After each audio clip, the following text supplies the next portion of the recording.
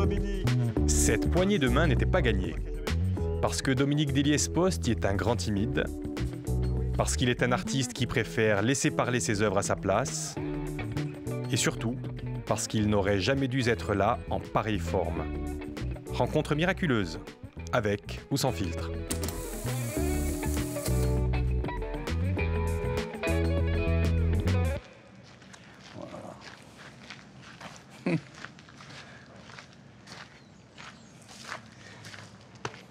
Bienvenue dans votre vie, Dominique Déliès-Post. Par là que ça se passe. Oh là là. On va la retracer, cette vie, à travers les photos marquantes. Hein? Ouais, ça, c'est le mariage de mes parents. Je n'étais pas né, bien sûr. Et il y a mon père, ma mère, mes grands-pères que je n'ai pas connus. Qui viennent d'Italie. Hein? La famille Tous. Déliès-Post, ils viennent d'Italie. Tous, oui. Ils avaient fui le fascisme et la misère. Votre papa, Nello, qui se marie là, Oui. il est arrivé avec son père. Hein. C'est son père qui a fui le fascisme, bien sûr. En 1939, ils arrivent ici. Absolument. Et Nello, quand il arrive... Il est là-bas, tout à fait dans le coin. Je ne l'ai pas connu. Domenico. Domenico. Hein? D'ailleurs, pour ça que vous moi, appelez oui. Dominique. D'ailleurs, à la base, vous vous appelez Domenico. Oui. Hein? Et il faisait partie des résistants corses, là. Après, il a fait partie avec mon autre grand-père. Et d'ailleurs, ils ont été... il y a eu un Allemand qui a été tué, donc ils ont fait une razzia dans toute la région, et avec plusieurs des Corses et les autres, ils devaient être fusillés. Ils ont réussi à s'enfuir à Casamotte. Et cette famille, qui est magnifique, en dimanché, ça, c'était vraiment les jours de fête, comme un mariage, bien sûr. J'ajoute une chose, c'est qu'il y avait les métayers, là où mon père et ma mère sont venus travailler. Ils sont derrière. Et c'était des gens très aisés. Voilà. Exactement, on voit leur maison d'ailleurs, les Orsini. Oui, hein? les Orsini, oui. Et c'est très important ça, parce que votre mère fuit la misère hein, quand elle arrive en Corse, Oui. bien sûr. Hein, d'ailleurs, vos parents se rencontrent en Corse. Hein, et pour fuir la misère, et ils se retrouvent là à être finalement très... ils disaient merci aux Orsini, qui les exploitaient à leur tour finalement, mais comme ils leur donnaient du travail, c'était déjà bien. Et oui, et puis moi, on me disait aussi, bah, saluda perché ci danno dra... Oui, parce qu'on est là, ci danno dra... Et c'est vrai qu'on manquait de rien, c'était formidable, parce que mon père était berger, ma mère faisait du fromage, mais elle n'en mangeait pas. Puis elle faisait de la couture aussi, votre maman. Ah oui, ça... On va les retrouver là, justement, oui. tous les deux. Magnifique photo. Comme ça. Ernestine et Nello. Et Nello, oui. Nello, berger, un homme bon. Oui, il était berger, les brebis n'étaient pas à lui, mais il travaillait au compte des Orsini. Et... On est où là? Parce qu'on n'a pas encore dit où on est là. Là, on est à Rennes. Là où je suis né, là, c'est la grange. Et ma mère habitait plus haut, il fallait descendre à pied, là où maintenant il y a des HLM. Et là, donc, j'ai choisi cette photo parce que, petit, vous grandissez au milieu de cette propriété qui fait 70 hectares, hein, où il y a les Orsini. Et c'est une enfance à la fois libre et solitaire, quand même. Très solitaire, mais très heureuse en même temps. Mon père, donc, ils avaient un terrain, ils pouvaient cultiver, ils pouvaient faire des légumes, ils pouvaient élever des poules, élever tout. Mais vous aidiez pas votre père à faire tout ça, justement. Non, moi, j'étais dans les nuages. Parce qu'il me disait « Ah, fais attention, guarda che begono non entrano mica da vigna ». Et à ce moment-là, moi, je prenais des boîtes, je prenais des insectes, je mettais dedans et les brebis se régalaient à partir. Elles étaient comme vous, elles étaient libres aussi, les Ils brebis. m'engueulaient jamais. Ah bon? C'était vraiment un homme bon, votre papa. Je crois. Et puis, vous en avez parlé tout à l'heure, vous allez à l'école à Bastia. Oui. Et il y a, je crois, une sœur de votre maman qui, quand vous arrivez à l'école, elle vous a déjà appris à lire et à écrire. Oui, Ce qui fait que vous êtes un élève qui saute les classes, qui est doué, quoi. Vous êtes un très bon élève. Oui. J'avais deux tantes, ma tante Émilie et ma tante Rosa, qui était institutrice. C'est la seule dans la famille qui a pu faire des études, en fait. Et elle m'avait déjà appris à lire et à écrire, et donc je sautais les classes. Et j'étais déjà là au cours moyen, deuxième année, je crois, chez Madame Doria. au cours préparatoire où j'avais déjà des trucs de dessin. À la fin de la classe, je faisais, moi, les frises. Je faisais le début de la frise à un élève. Et vous, c'était bien, quand c'était vous qui Eh faisiez le oui, début. mais je m'en rendais pas compte. On n'en est pas encore là. On va venir plutôt sur la photo d'après. Ouh là là. Parce que je trouve qu'elle représente quelque chose de vous déjà, puis c'était des photos traditionnelles, hein, quand on passait la communion, bien sûr, un beau jeune homme. Mais j'ai mis cette photo parce que là, vous êtes très sage et vous êtes presque obligé d'être sage quand vous êtes jeune parce qu'on vous décèle un souffle au cœur qui vous stoppe dans votre élan, vous qui aimez le sport, etc. Du jour au lendemain, on vous dit, il faut vous calmer là, il faut te calmer, Dominique. Oui, il ne faut plus faire de sport. Il ne faut ouais. plus faire de sport. Non. Il ne faut plus jouer à des livrets à l'école. Donc je regardais. Et puis en 76, quand mon père est mort, j'ai commencé avec Maï Pêche. À faire du sport. Oui. Mais on n'en est pas encore là. Le cœur Ah bon. qui se réactive, il va se réactiver en 76. Mais avant cela, votre cœur va se remettre à battre presque normalement pour autre chose. Et on va en parler ailleurs. On va voir pourquoi votre cœur bat fort. C'est par là que ça se passe. D'accord.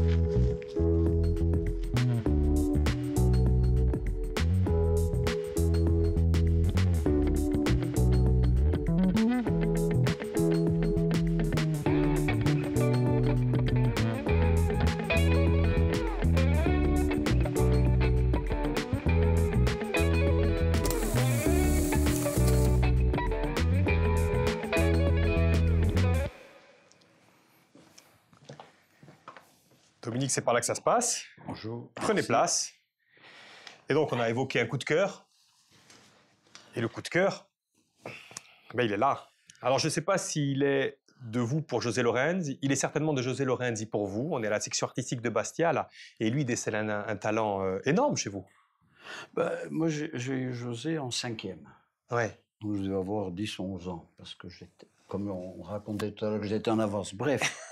Et José, c'est vrai, il trouvait que j'avais du talent. J'étais content, la famille, il y avait des petits articles dans Nice Matin. Et il nous faisait peindre des choses très classiques. Tout le monde faisait des reproductions, tous les autres élèves, dans des formats normaux. Et puis tout d'un coup, on s'est mis à faire des formats énormes. Il fallait avoir des échelles pour peindre. C'est vous avez 15-16 ans et c'est vous qui faites le tableau Voilà, là, de la bataille des lots. lots, oui. Tout seul. Bah oui, j'avais pas Incroyable.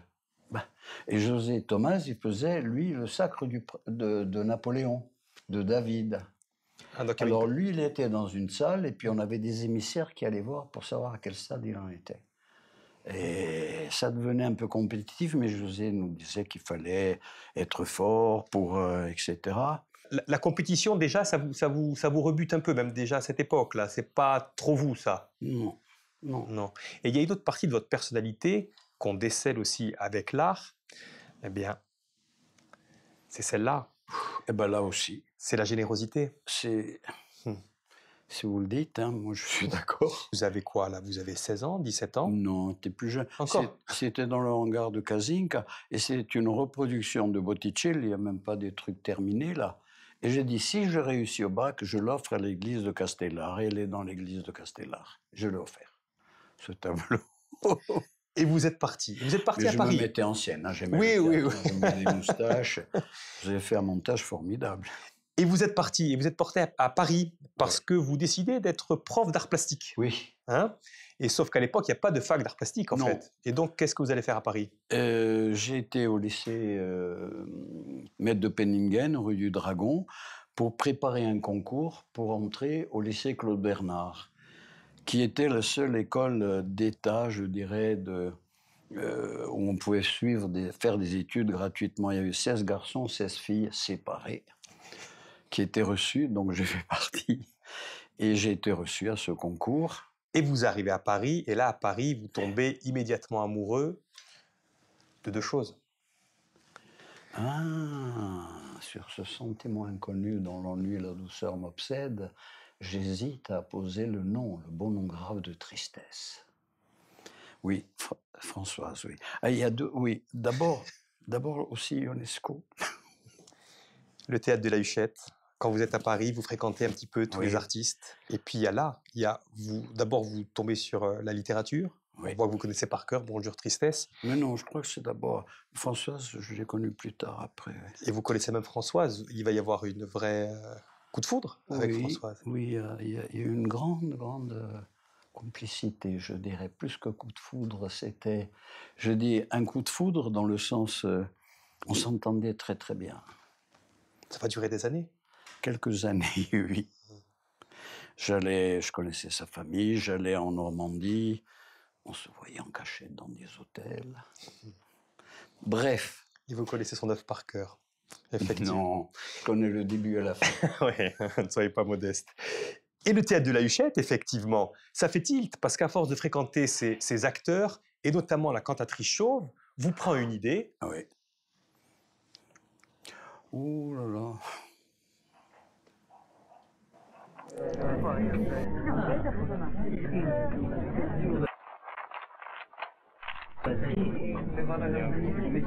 Ecolina Mourad.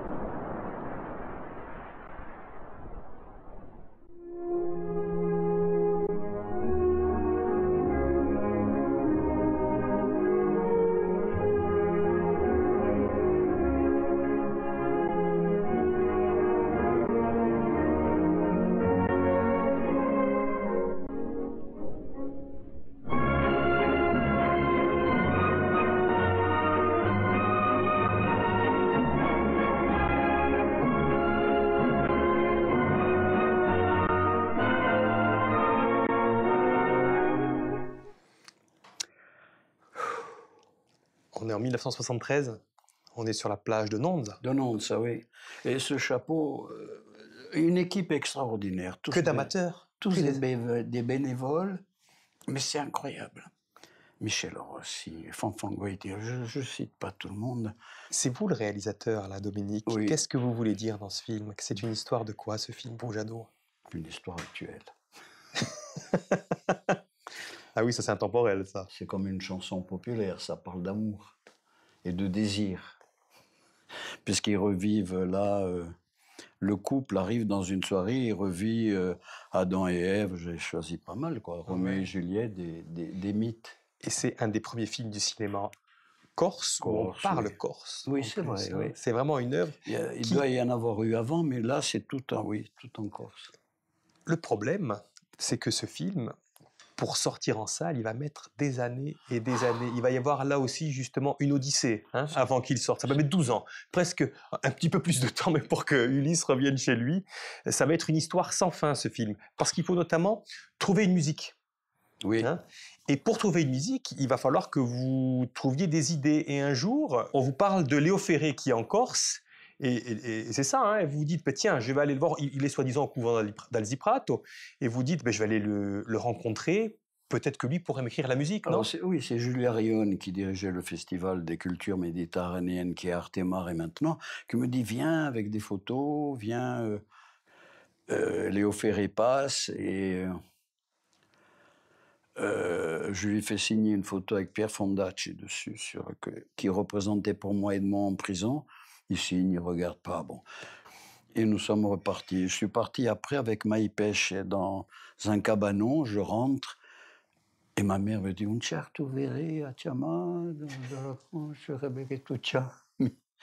J'ai téléphoné, et c'est vrai que Léo Ferré m'a laissé une dédicace formidable. J'ai vu les photos, c'est impressionnant. Enfin, il m'a laissé son adresse à Castelline-en-Chianti.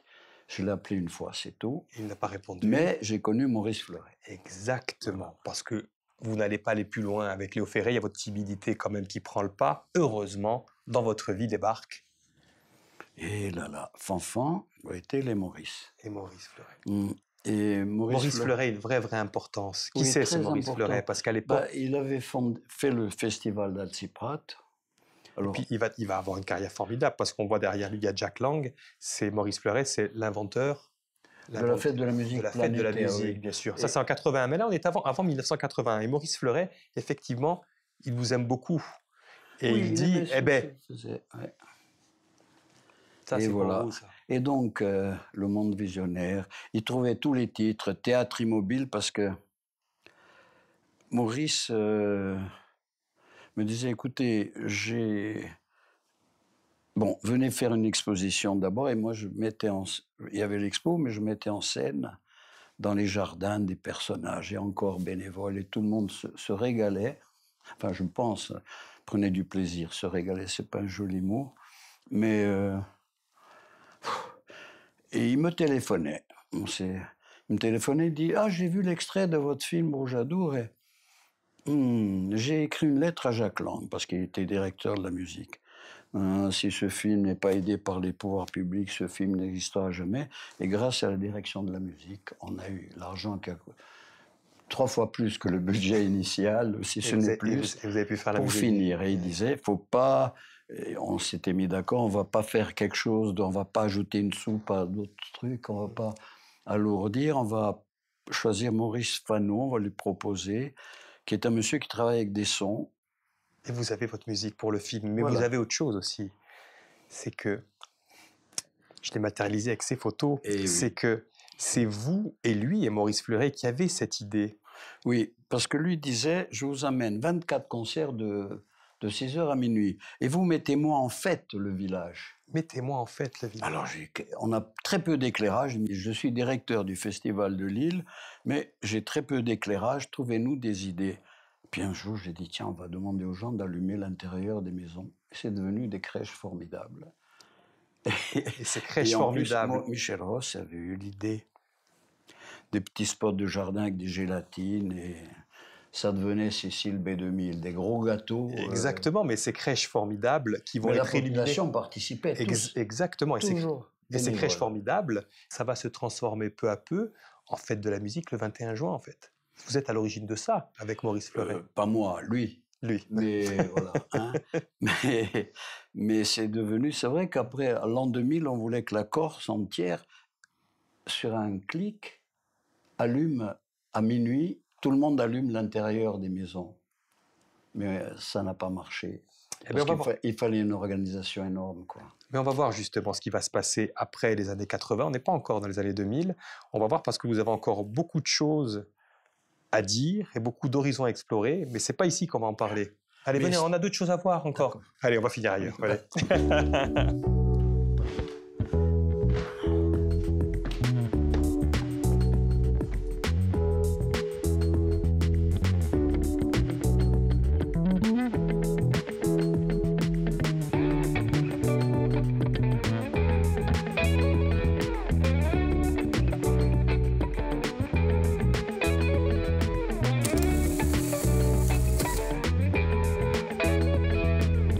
Et Dominique, donc, on vous retrouve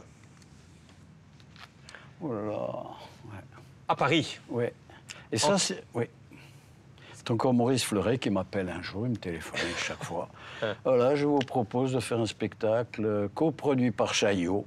Donc il avait confiance. Ouais. Qu'avec des amateurs, la plus âgée avait 70 ans, la plus petite 7 ans, et là c'est Madame Padovani.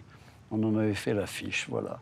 Et moi, quand j'ai entendu un texte que j'ai écrit chanter, je suis monté dans les combles de la maison de la radio. J'étais tout seul, je pensais à tous mes amis en Corse. Voilà, c'est Georges Aperguis qui a composé la musique. Merci Georges. Et les paroles étaient à la fois naïves et belles. Hein. C'était une dispute commence, une guerre commence entre voisins. La guerre commence entre voisins, se termine entre frontières. Les émousins préguis, non? Exactement. Hein? Exactement. Mais on a des voisins formidables, heureusement, qui sont pour la paix. Encore un succès qui vous met les larmes aux yeux, bien sûr, la Dominique. Hein. Et ce Maurice Fleuret, il est décidément partout. Et on va arriver en 1983, qu'on peut considérer comme... on va regarder et on dira ce que c'est, 1983. 1983, c'est ça.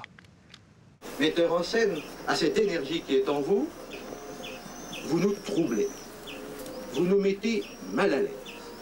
Nous sommes obligés de nous poser des questions.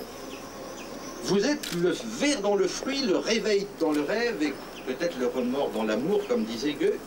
En tout cas, à cause de cela, vous êtes indispensable. Et c'est pour cela, Dominique Déliès-Posty, qu'au nom du ministre de la Culture et de la Communication, je vous fais chevalier dans l'ordre national des arts et des lettres.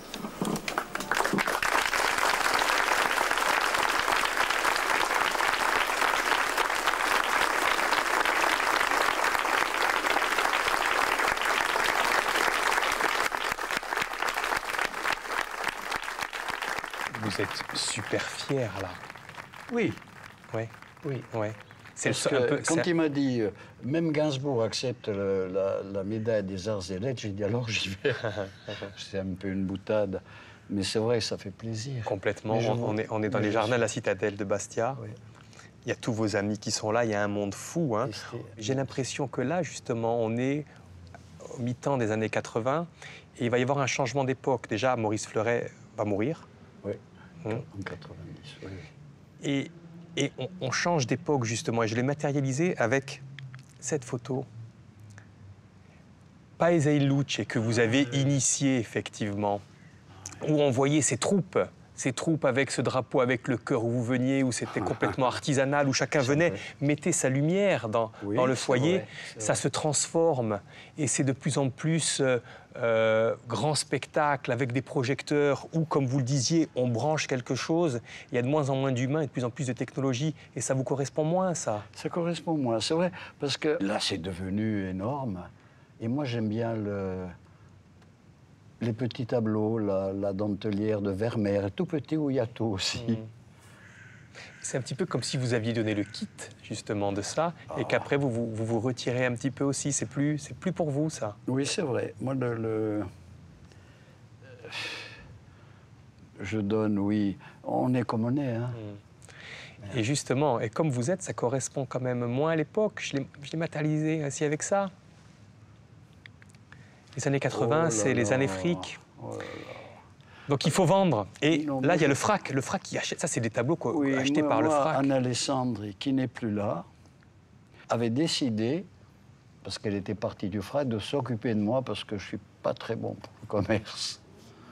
Elle avait décidé, j'ai d'ailleurs mis de côté beaucoup de choses déjà. C'est un bel hommage à Anne, là, c'est vrai, parce qu'elle avait acheté ces photos. Elle avait acheté et elle vous a même envoyé ici, Anne. Oh là là, alors là, Anne, c'est... Mais vous dites un sommet, Anne elle a fait la plus belle exposition de ma vie. Elle a exposé tout l'appartement où je vivais, parce que j'éclairais les casseroles, j'ai tout éclairé.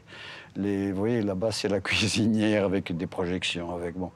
La Biennale de Venise m'ont fait expo et je n'ai pas été. Et non. Non. Et là, on revient justement avec votre crois que j'ai personnalité. peur. Je crois que c'est même plus la timidité. Ah bon? Pourquoi Oui, vous n'allez pas à la Je crois que ça ne Biennale? m'intéresse pas. Ah bon? Non.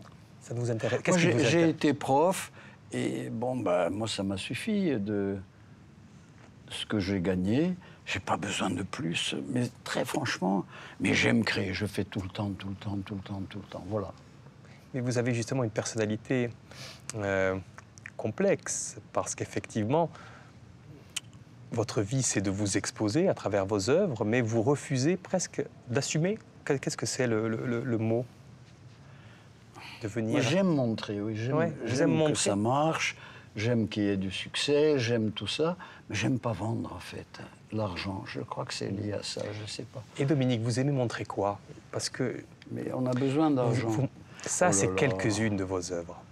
Hein? Et quand on voit vos œuvres, Dominique, on est pris entre deux sentiments, hein, le désir et la religion. Oui. Oui. J'ai vu, il y a 3-4 jours, justement, sur Caravaggio, qui était tellement mystique dedans, et il prenait que des femmes de la rue, des putes, des tubes pour faire la Vierge, bon, je sais pas.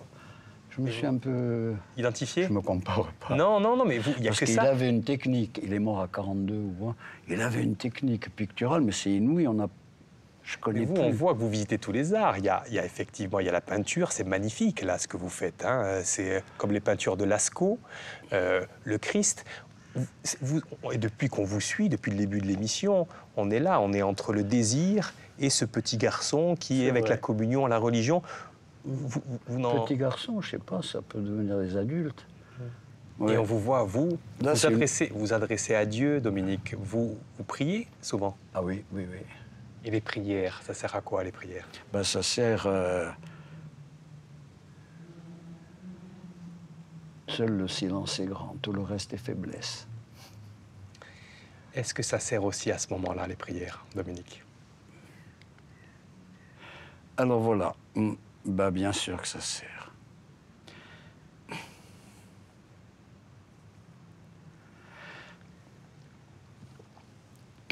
Je prends mon temps. J'ai eu un cancer très, très violent, très agressif au mois de janvier. Ça, c'est une photo de Hugo Caplet. Il est tellement grand. Et je m'étais fait un tatouage qui s'en va. Oui. Bon. Il m'a fait cette photo et j'ai été soigné à l'hôpital de Bastia par le docteur Henri Thomas. Avant de vous soigner, on ne vous donnait que quelques semaines à vivre. Oui, c'était très agressif. Cancer du poumon inopérable. Et puis, c'est vrai qu'au bout de 4 séances d'immunochimiothérapie, plus tu meurs, elle a fondu. C'est là qu'il y a une question qui se pose. Il y a un miracle, mais juste de la médecine, il y a un miracle. Moi, je sais que je prie. Eh oui. Non, mais je ris pas. Mais qu'est-ce que... Alors, j'ai toujours invoqué un jeune, Carlo Acutis, dont c'est la fête demain, un bienheureux, qui est mort d'un cancer rapide en 15 jours. Il disait, mais faut pas avoir peur de mourir. Et puis il disait, l'Eucharistie, c'est l'autoroute pour le... Vous avez eu peur de mourir, vous? Pour le ciel. Je n'ai pas trop pensé. Ah oui. Et si on n'a pas peur de mourir? Peut-être je suis inconscient, mais des fois je suis très angoissé aussi, comme... Oui. Et des fois non. Je sais pas, j'ai décidé d'aller à Assise. où est inhumé Carlo Acutis, qui est un saint, qui est en jogging. C'est pas un saint avec les auréoles, il est en jogging. Et dites-moi, Dominique, quand on est un survivant, quand on était condamné, oui, vous êtes un survivant aujourd'hui, qu'est-ce qu'on a comme rêve d'avenir? Là, j'espère que les rémissions dureront longtemps. Et que et artistiquement parlant. Qu'il y ait beaucoup de choses et que, surtout, j'ai beaucoup d'amis encore. Surtout. Oui. Allez. Dernière photo, c'est moi qui l'ai fait, Dominique. Venez, qu'on reprenne un peu nos esprits. Ça a été un plaisir. Mettez-vous à côté de moi, mettez-vous à côté de moi. C'est le selfie final. Voilà. Merci infiniment pour tout ce que vous nous avez donné et pour tout ce que vous allez encore nous donner, Dominique. Oui, merci. J'espère que ça va durer. Et merci à vous et à toute l'équipe. C'était un plaisir, Dominique. On se revoit bientôt, nous? Volontiers. Allez, en attendant, vous partez par là et moi je pars par là. À bientôt.